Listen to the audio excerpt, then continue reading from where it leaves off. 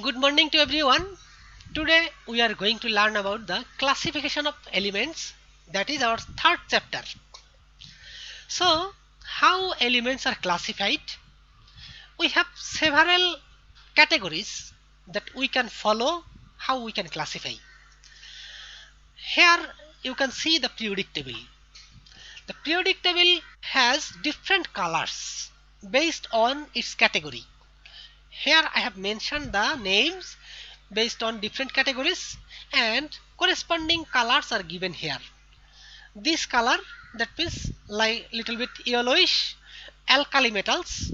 These are alkali metals, and later I will show you why we are calling these alkali metals and why rest of them are not called. Some of them are halogens. These are halogens. Transition metals, these are transition metals. Some of them are inner transition metals. This can be considered. Anyway, some of them considered as alkali, some are alkaline earth metals, or sometimes we call S block elements, sometimes P block elements, D or F, sometimes transition, sometimes noble gas, and there are several other names. And we all call this series like as actinides and lanthanides and actinides, this type. So how we can classify? That means that is the difficulty in google google Meet, that every time I need to accept someone who is coming to the meeting. But in Zoom I have the option that I can select anyone. I am giving link, they can join without my permission, so I don't need to go back and forth to accept someone.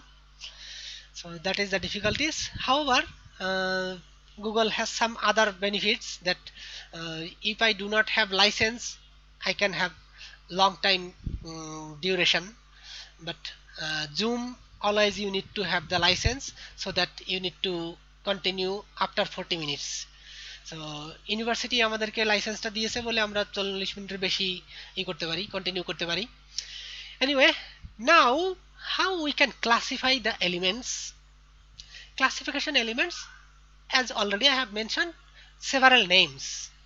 So based on distinct physical properties, different elements have different types of physical properties, and based on their physical properties like as hardness, malleability and luster, considering these properties, we can classify the elements in three different categories: non-metals, metals and metalloids.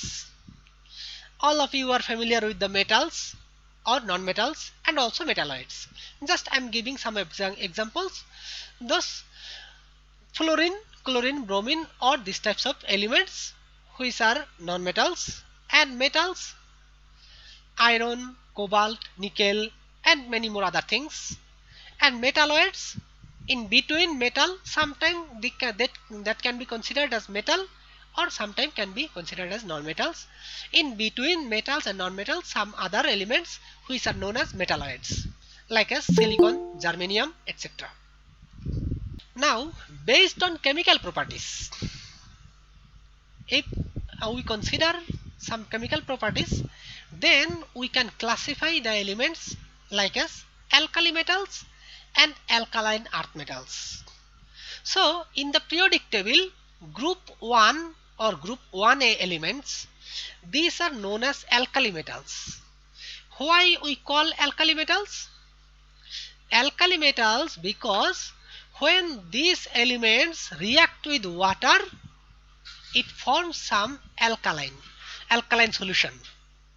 So therefore we call that types of elements. So this is alkali metals. In group 1 we have several elements: lithium, sodium, potassium, rubidium, cesium, francium. All the elements are considered as alkali metals, and we call these alkali metals because when these elements or these metals reacts with water, it gives some alkaline solution and hydrogen. We are not interested in hydrogen. Just to complete the reaction we are getting hydrogen, but our target is to define why we are getting or why we are calling these metals as alkali metals. This is because these metals reacts with water to give some alkaline solution.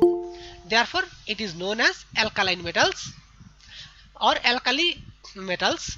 Now, alkaline earth metals, the group 2A or group 2 elements that are known as alkaline earth metals. Examples are beryllium, magnesium, calcium, and elements present in group 2A of the modern periodic table. Oxides of these metals are abundant in the earth crust, which when dissolved in water, that means for this we are getting if we react these metals with water, then we get alkaline solution. But in case of group 2, if we react the metal oxides, that means group 2 metal oxides, and most of the case these oxides are found in the earth crust, and these oxides if we dissolve into water, then we can get alkaline solution. That is known as, therefore we call this metal as alkaline earth metals. These metal oxides are found in earth crust, therefore we call it alkaline earth metals. Based on electronic configuration, we have several, in last classes I have taught you about the electronic configurations, and we have found some elements have the outermost electrons in the s block or s orbital. If the last electron of that element exists in the s block, then we can consider that elements as s block elements. If the last electron exists in the p block or p orbital, then we can consider p block. Similarly, d block or f block elements can be considered. So s block elements, group 1 and group 2, all the elements can be considered as s block elements, because in the group 1 and group 2 the outermost electron configuration has either s1 or s2, 1s1, 2s1, 3s1 like this, or 1s2, 2s2, 3s2 like this. So in the group 1 and group 2 all the elements are considered as s block elements. P block elements, that means the elements whose outermost electrons reside in the p orbital can be considered as p block elements. The examples are fluorine, chlorine, bromine, that means most of the halogens, and the elements from group 3 to group 7 or 8, that can be considered as p block elements. And d block elements, that means the elements whose outermost electrons reside on the d orbital, that are known as d block elements.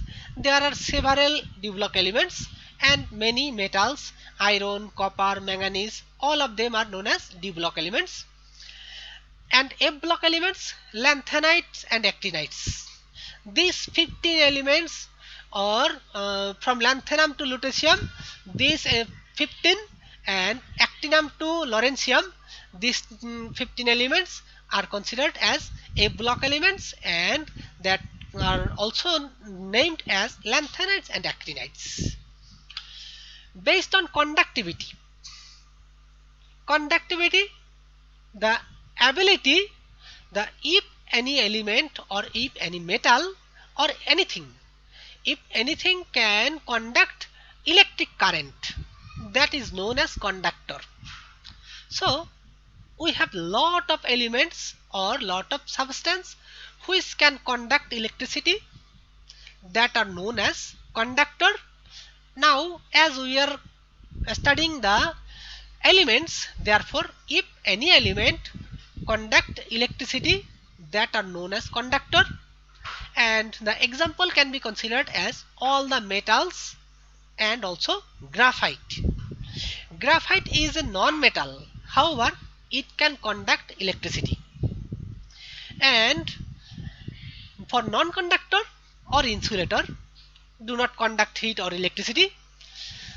Inert gases and non-metals. Non-metals, though we have several non-metals, fluorine, chlorine, whatever we have mentioned.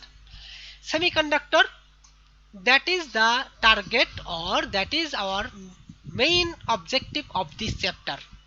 What we will be learning for this chapter, semiconductor. And there are a lot of semiconductor we need to study, and many devices, many electronic devices are prepared or synthesized from semiconducting materials. Therefore, we are focusing on these types of elements, so that the semiconductor, the electrical conductivity value fall in between. That means it has the electrical conductivity in between semiconductor and insulator, sorry, conductor and insulator. That means they can conduct electricity but not very large. And why this happens, we will study in detail later. However, just I am going to mention little bit the band gap. That means, what is the band gap? Band gap is the valence band and conduction band. The difference between, you will be familiar with the valence band and conduction band.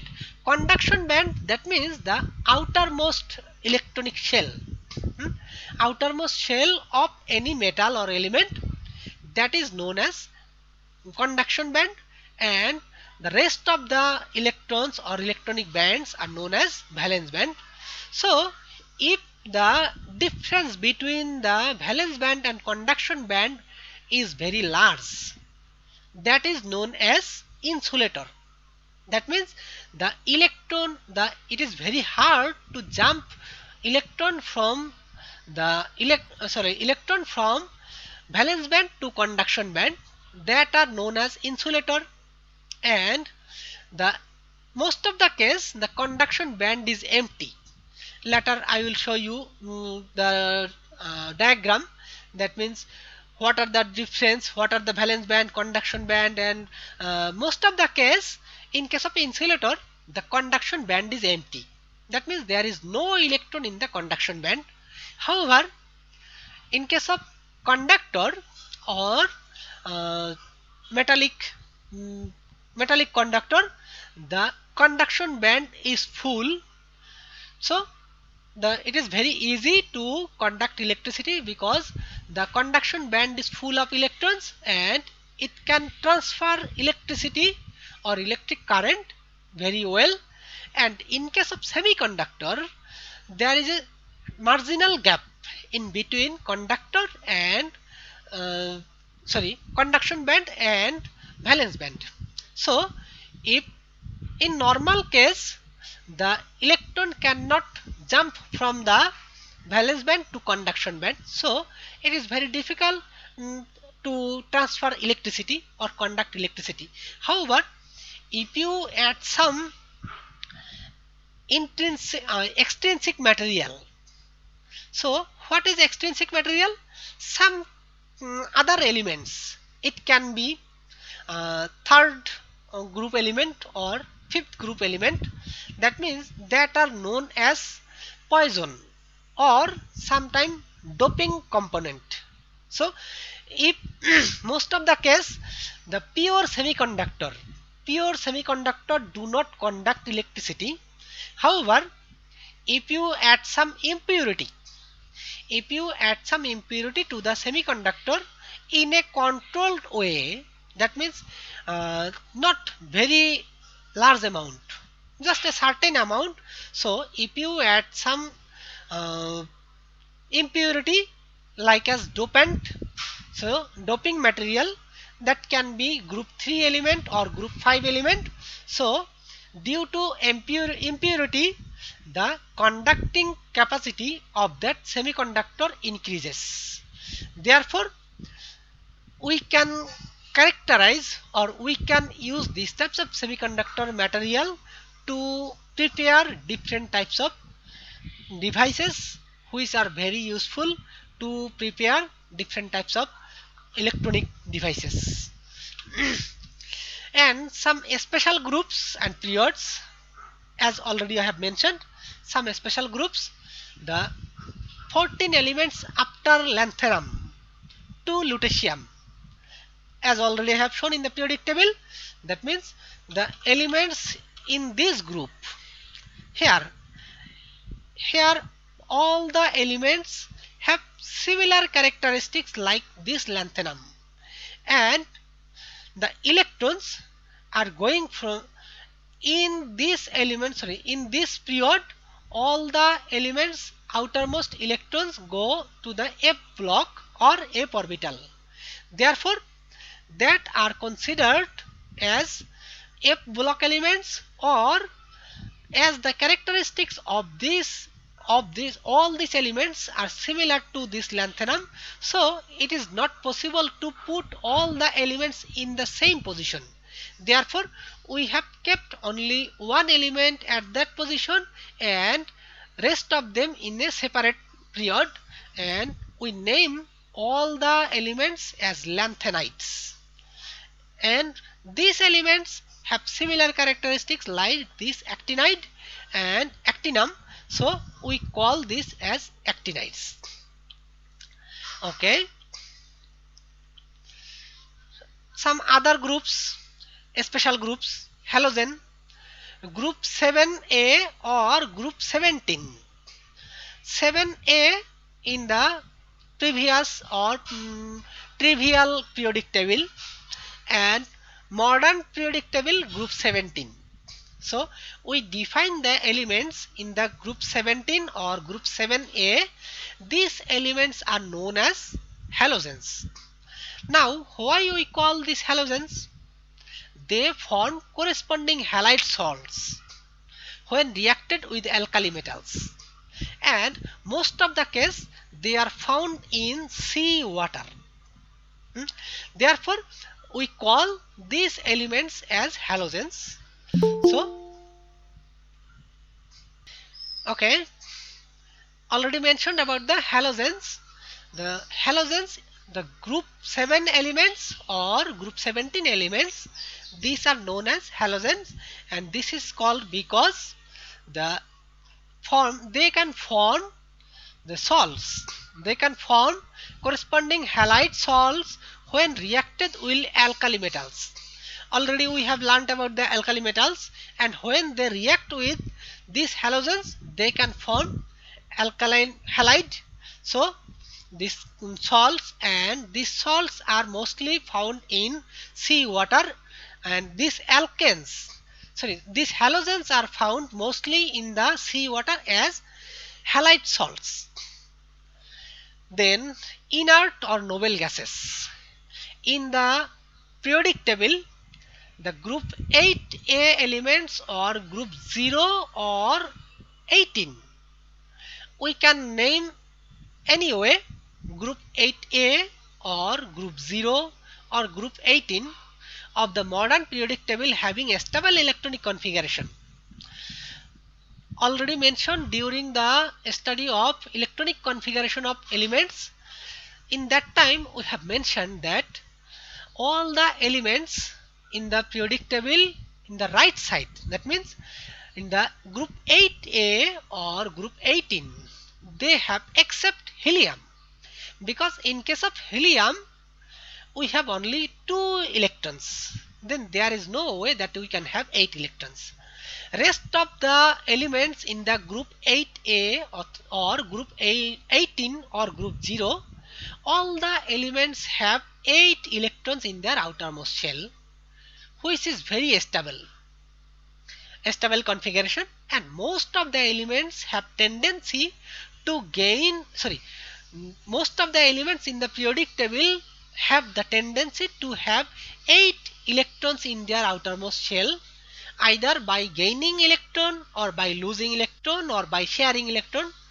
So this inert gas or noble gas, they have the very stable configuration, and as they have a stable configuration, they do not participate any chemical reaction.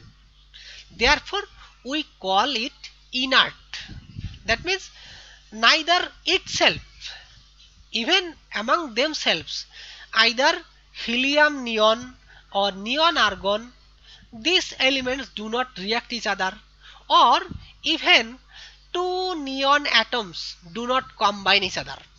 So when you keep neon gas in a cylinder, if you put lot of neon gas or a lot of helium gas in a cylinder, in that time you will have always just as a atom, either helium atom or neon atom, whatever. You do not have this like as He2. That means He2 molecules cannot be formed from these types of inert gases, or Ne2. That means neither two neon or three neon atoms can combine to form a molecule. Therefore, these elements are highly inert and that do not react with any other elements or even not itself to form a molecule. Therefore, that are known as inert gas.